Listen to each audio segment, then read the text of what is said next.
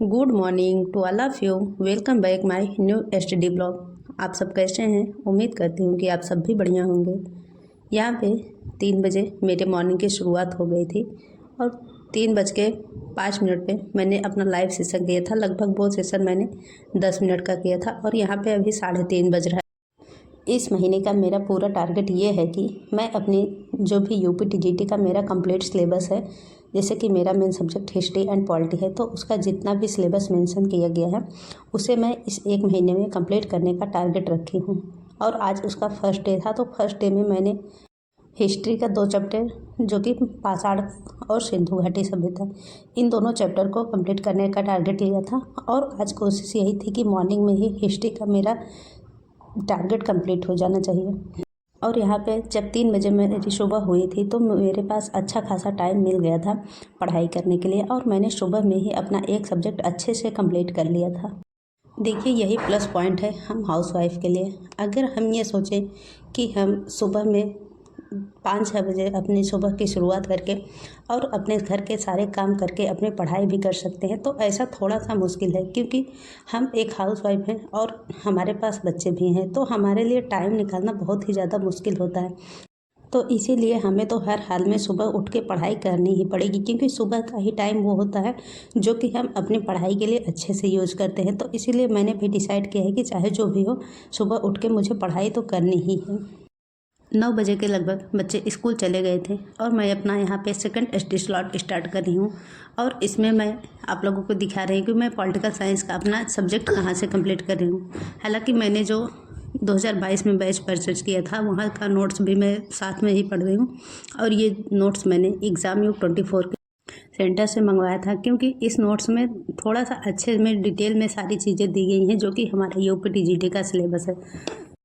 और अब मेरा टारगेट यही है कि इस महीने में मैं अपना ये नोट्स, जो भी मेरी सारी नोट्स हैं, मैं उसे अच्छे से कंप्लीट कर लूँ, ताकि अगले महीने में मुझे रिवीजन करने में थोड़ा सा आसानी हो। बाकी मैं अपना डेली टारगेट किस तरह से कंप्लीट कर रही हूँ, ये आपको अगले ब्लॉग में भी देखने को मिलेगा। आज का यही टारगेट था कि हिस्ट्री का तो टारगेट सुबह में ही कंप्लीट हो गया था, और पॉलिटिकल साइंस का भी यहाँ पे कंप्लीट करने के लिए बैठी थी और उसे भी अच्छे से कंप्लीट ही कर लिया है। अभी का जो समय है, इसमें हमें कोशिश करनी है कि हर हाल में, चाहे हमें अपनी नींद त्यागनी पड़े या कुछ भी करना पड़े, लेकिन हमें ज़्यादा से ज़्यादा समय अपनी पढ़ाई के लिए देना ही है।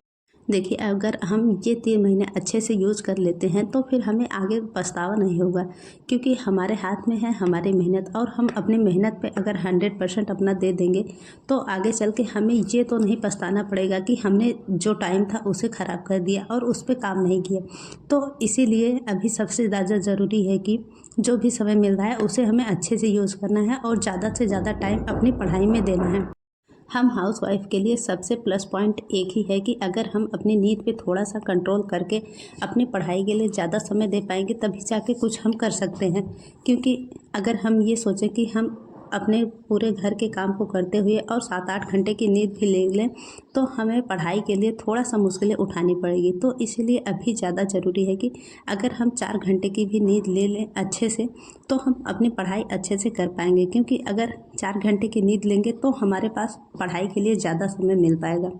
देखिए, नींद पे कंट्रोल करना थोड़ा सा मुश्किल होता है, लेकिन एक बार अगर हफ्ते 10 दिन हम लगातार उस पर वर्क करें तो वो हमारी आदत सी बन जाती है। तो यही अभी हमें करना है कि ये जो समय है, ये समय फिर हमारे हाथ दोबारा आने वाला नहीं है। क्योंकि आप लोग जानते ही हैं कि अगर एक वैकेंसी में मौका निकल जाता है तो फिर दोबारा मौका मिलने में बहुत सारा समय बीत जाता है। जैसे कि यही 2022 की वैकेंसी है और अब जाके 2025 में इसका एग्ज़ाम होने जा रहा है। तो आप लोग समझ ही सकते हैं कि अगर हम एक मौका गंवा देते हैं तो फिर कितने ज़्यादा मुश्किलों का सामना करना पड़ता है। मैं अपनी बात करूं तो मैं इससे पहले बीपीएससी टीआरई 4 पे भी फोकस कर रही थी, लेकिन जब से मैंने सरकारी रिजल्ट पे इसकी ऑफिशियल डेट देखी है, तब से ना मेरे अंदर से ये आ रहा है कि मैं अभी पूरा फोकस यूपी टीजीटी एग्ज़ाम पे करूं, क्योंकि इसका सिलेबस भी इतना हल्का नहीं है कि हम इसे दोनों को साथ में लेके चल सकते हैं। क्योंकि हम यूपी से हैं तो हमारी फर्स्ट प्राथमिकता यही बनती है कि हम अपने प्रदेश में ही ज़्यादातर कोशिश करें कि हमारी जॉब हो जाए। तो इसीलिए मैं भी अभी अपने पूरी फोकस सिर्फ यूपी टीजीटी एग्ज़ाम पे कर रही हूँ, बाकी आगे जो होगा वो देखा जाएगा। लेकिन जब बीपीएससी टीआरई की अगर नोटिफिकेशन इस बीच में आ गया तो फिर उसकी तैयारी साथ में करूँगी, नहीं तो अभी मेरा मेन फोकस सिर्फ यूपी टीजीटी एग्ज़ाम पे ही रहेगा।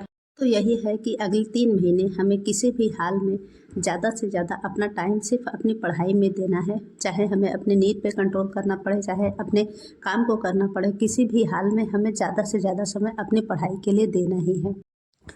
और एक क्वेश्चन ये था कि जब मैं लाइव सेशन करती हूँ तो उसमें मेरी आवाज़ क्यों नहीं आती।